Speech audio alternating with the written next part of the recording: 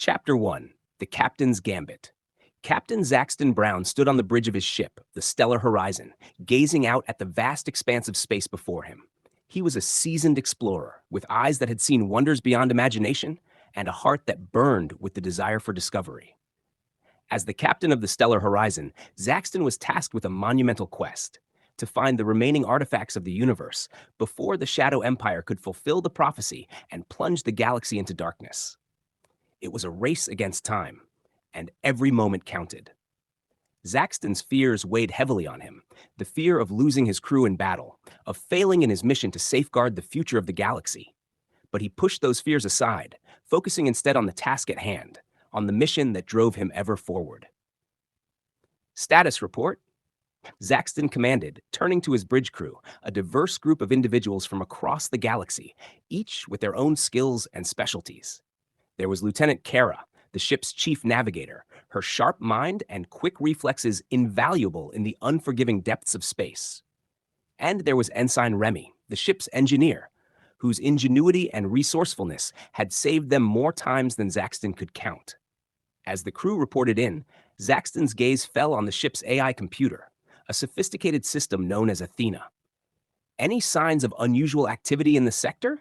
he asked, his voice betraying none of the tension that gnawed at his gut. Athena's holographic projection flickered to life, her voice calm and measured. "A distress signal has been detected nearby, Captain. Shall we investigate?" Zaxton hesitated for only a moment before nodding. "Plot a course, Lieutenant. Let's see what's out there."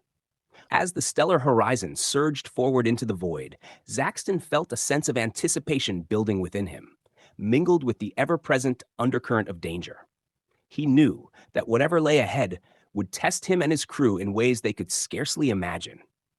And so, with the fate of the galaxy hanging in the balance, Captain Zaxton Brown and the crew of the Stellar Horizon set forth into the unknown, ready to face whatever challenges awaited them on their quest for the artifacts of the universe. Chapter 2. Echoes of Darkness. The distress signal led the Stellar Horizon to the outskirts of a desolate asteroid field, where a derelict mining station drifted in the void like a ghostly specter. As the ship's engines hummed to a halt, Captain Zaxton Brown assembled a landing party to investigate the source of the signal.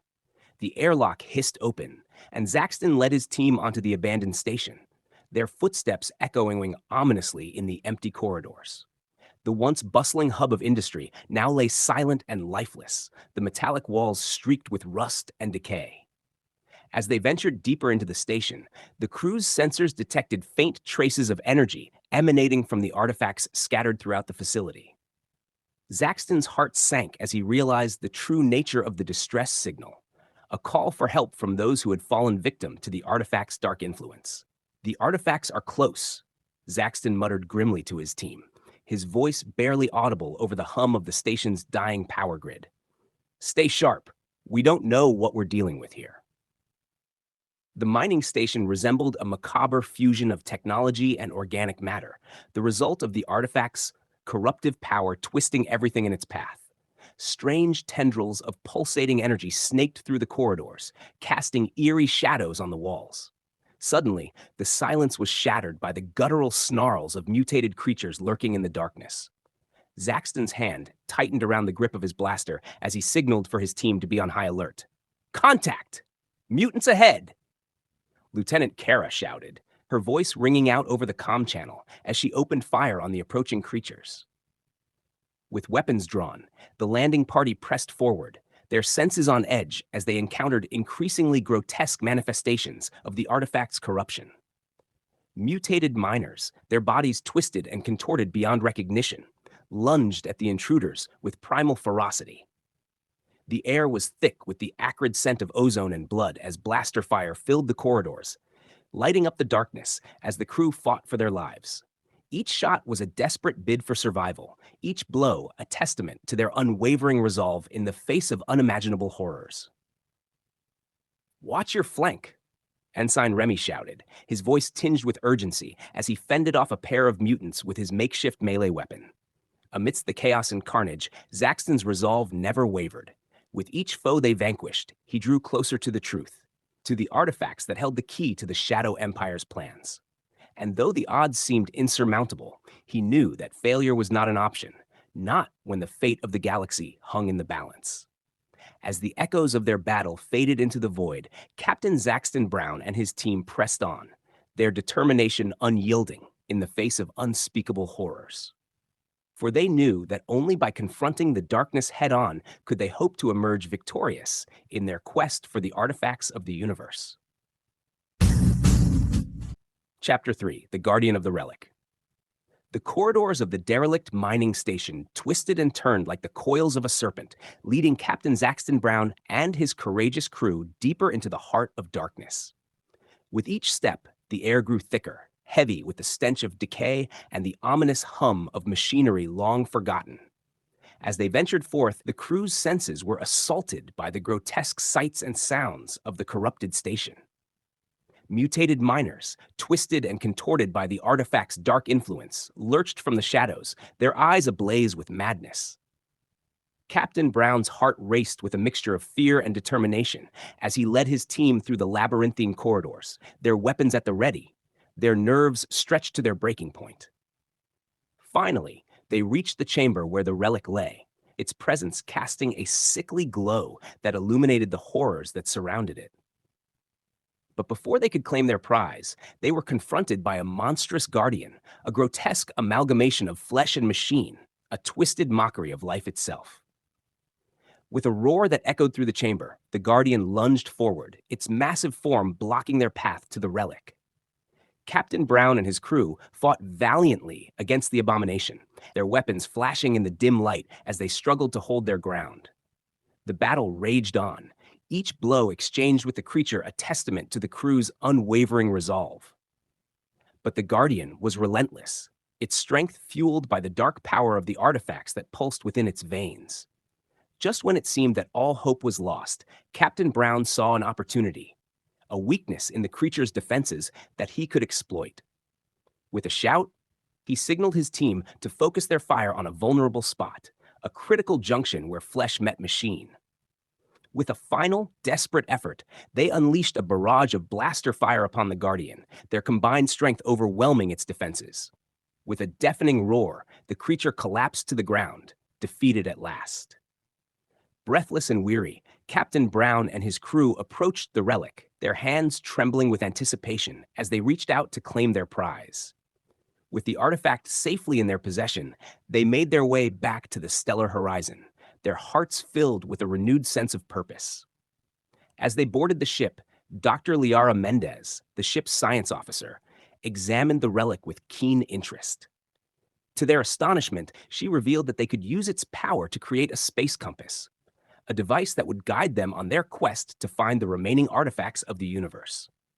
With the space compass in hand, Captain Brown and his crew set course for the next leg of their journey, their hearts filled with hope and determination as they ventured forth into the unknown. Chapter 4: The Forest Planet.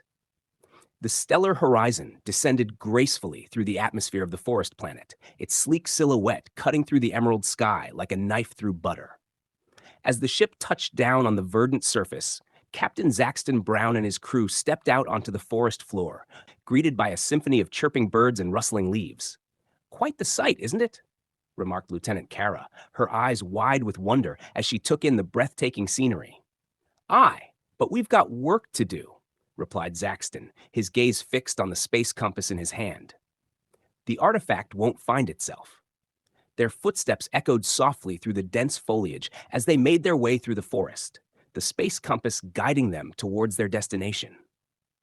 Along the way, they encountered a variety of strange and exotic creatures, elven archers perched high in the treetops, Orcish hunters stalking silently through the underbrush, and even a curious creature that resembled a cross between a Wookiee and an Ewok, its fur a riot of colors as it swung gracefully from branch to branch. "Remarkable," murmured Ensign Remy, his eyes alight with curiosity. "I've never seen anything like it."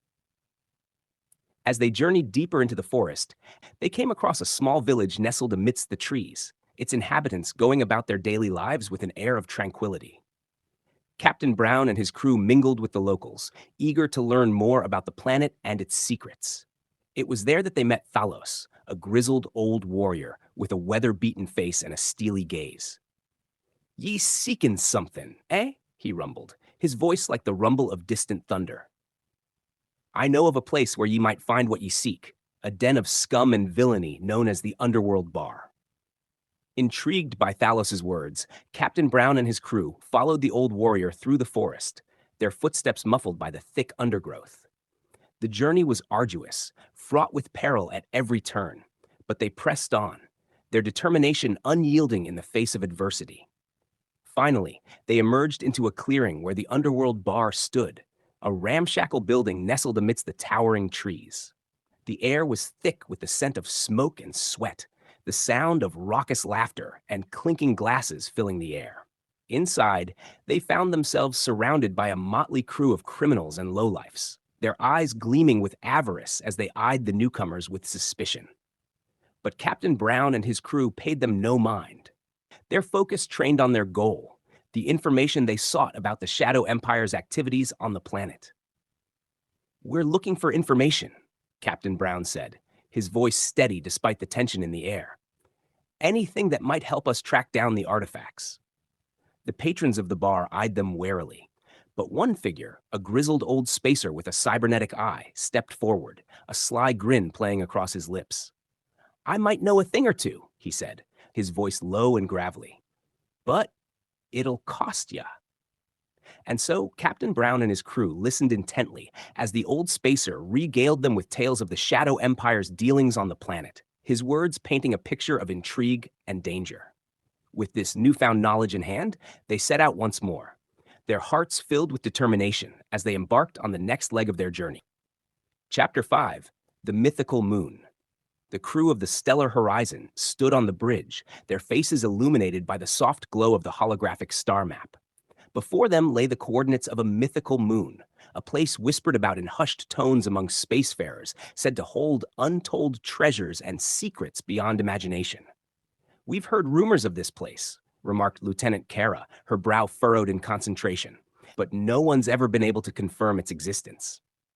It's a long shot, but it's our best lead, replied Captain Zaxton Brown, his voice tinged with determination. We'll need to expand the hyperdrive to reach it.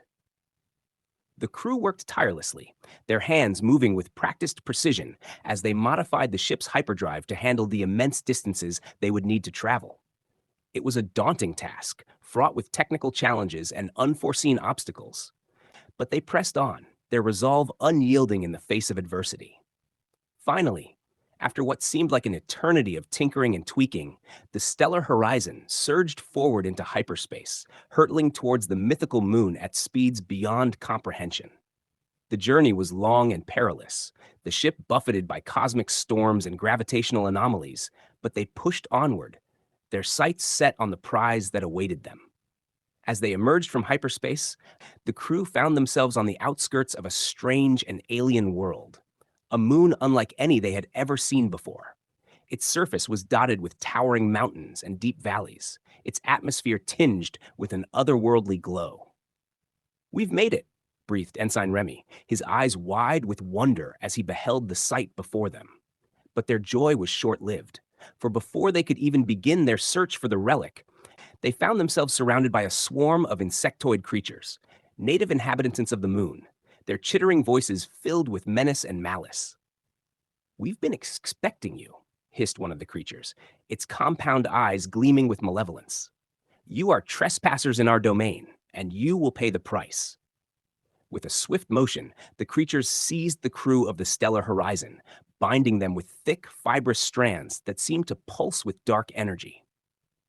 Despite their struggles, they were powerless to resist as they were dragged away, their fate now in the hands of their captors. As they were led deeper into the heart of the moon, Captain Brown and his crew realized with growing horror that their captors were in league with the Shadow Empire. Their hopes of retrieving the relic dashed, their quest thrown into jeopardy once more. Chapter 6: Escape from Captivity. The crew of the Stellar Horizon found themselves imprisoned within the confines of the insectoid's version of a jail cell. A dank and dimly lit chamber carved deep into the heart of the moon. Thick, fibrous strands crisscrossed the walls, serving as bars that held them captive, their hopes of escape dwindling with each passing moment.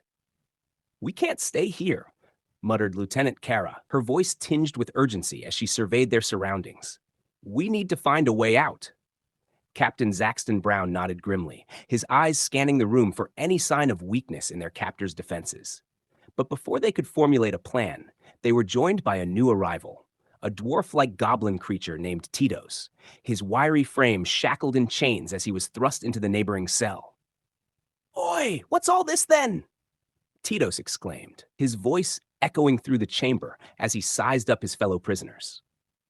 "Looks like we're all in the same boat, eh?"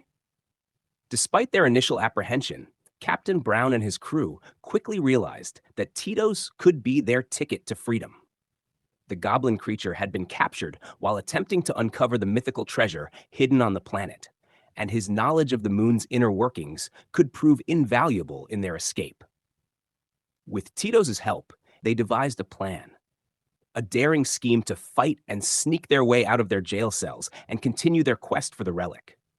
It would be dangerous, fraught with peril at every turn, but they knew that they had no other choice if they were to reclaim their freedom and complete their mission.